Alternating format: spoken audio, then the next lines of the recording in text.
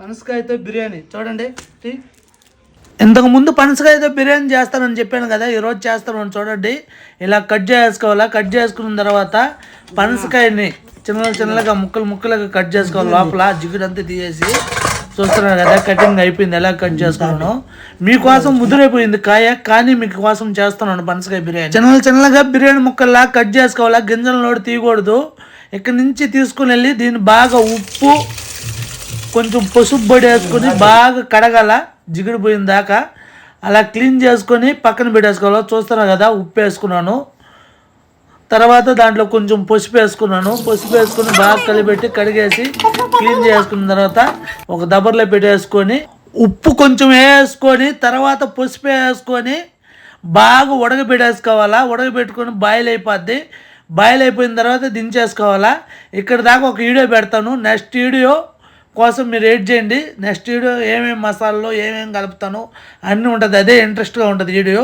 మన ఛానల్ని లైక్ చేయండి. చూడండి, ఉడికిపోయింది. నెక్స్ట్ వీడియో కోసం ఎదురు చూడండి. తర్వాత నూనె పోయేసుకుంటున్నాను. పొయ్యి మీద దబరు కొంచెం వేడెక్కిన తర్వాత నూనె కొంచెం నెయ్యి రెండు కొంచెం వేడైన తర్వాత చూస్తున్నారు కదా, మనం అన్ని టమాటా పచ్చిమిరపకాయ ఆనియన్ అన్నీ కట్ చేసి పెట్టుకున్నాము. నీకు అన్నీ క్లియర్గా చూపిస్తున్నాను. చూడు, పట్టా మొగ్గ బిర్యానీ ఆకు అన్నీ వేసుకొని కొంచెం బాగా కలిపెట్టుకోవాలా. లైట్గా ఫ్రై అయిన దాకా కలిపెట్టుకున్న తర్వాత నెక్స్ట్ ఆనియన్ పచ్చిమిరపకాయ వేసుకొని లైట్గా బాగా రోస్ట్ అయిపోయిన దాకా గోల్డ్ కలర్లో ఆనియన్స్ వచ్చిన దాకా లైట్గా డ్రీప్ అయి చేసుకోవాలా. ఎక్కువ స్పీడ్ పెట్టకుంటే సిమ్లో పెట్టి పొయ్యిని చూడండి. లైట్గా ఫ్రై అయిపోయింది. మీకు కనబడుతుంది కదా కలరు, గోల్డ్ కలర్ టైప్లో. తర్వాత మనము అల్లం పేస్టు తెల్లగడ్డి పేస్టు రెండు మిక్స్ చేసి పెట్టుకున్నాము. దాన్ని వేసుకొని కొంచెం మిక్స్ చేసుకున్న తర్వాత చూడండి ఎట్ట మిక్స్ అయిపోయిందో, బాగా మెత్తంగా అయిపోయింది. నెక్స్ట్ టమాటా వేసుకుంటున్నాను.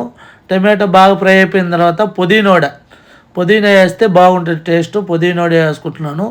చూడండి, బాగా బాయిల్ అయిపోద్ది, మెత్తంగా ఉడికిపోద్ది. తర్వాత మనం పెరుగు వేసుకుంటున్నాము. కొంచెం కప్పు పెరుగు వేసుకున్నాను. పెరుగు వేసుకున్న తర్వాత ధనియాల పొడి, పసుపు పొడి, మిరప్పొడి వేసుకొని బాగా కలిపెట్టేసి తర్వాత చూడండి బాగా మెత్తంగా మిక్సింగ్ అయిపోయింది. ఇప్పుడు మనం పనసకాయ ఉడకబెట్టుకున్నాం కదా, ఆల్రెడీ ఉప్పు వేసుకొని ఉడకబెట్టుకున్నాము. అది బాగా ఉడికిపోయింది. దాన్ని ఎత్తి మసాలా వేసుకొని బాగా కలిపెట్టేసుకొని ఆల్రెడీ మనము ఉప్పు వేసుకొని ఉడకబెట్టాం కాబట్టి ఇప్పుడు కళ్ళు ఉప్పు కొంచెం వేసుకుంటున్నాము. దానికి సరిపోయేంత బాగా మసాలా అంతా కలిసిన దాకా బాగా కలిపెట్టాలి, మిక్స్ చేయాలా. చూడండి ఎలా కలిపెడుతున్నాను. నేను ఎప్పుడు చేయలేదు వంటలు, మీకోసం చేస్తున్నాను తెలుసుకొని. చూడండి, మనం కడుక్కొని మసాలా బియ్యం నానబెట్టాం కదా, బియ్యంని వేసుకొని దానికి సరిపడ్డ వాటర్ పోయేసుకోవాలా. వాటర్ పోయేసుకొని కరెక్ట్గా ఒక 10 నిమిషాలు సిమ్లోనే బాగా ఉడికితే మాటకుంటా ఉంటుంది. ఇప్పుడు నేను వేస్తున్న సాల్ట్ టేస్ట్ కోసం వేస్తున్నాను. చూడండి ఎలా కలిపెడుతున్నాను. అటు బాగా మిక్స్ అయిపోయిన తర్వాత లైట్గా పుదీనా పైన చల్లుతున్నాను. ఎందుకు చల్లుతున్నాను అంటే పుదీనా ఎంత బాగుంటే అంత టేస్ట్ ఉంటుంది బిర్యానీ.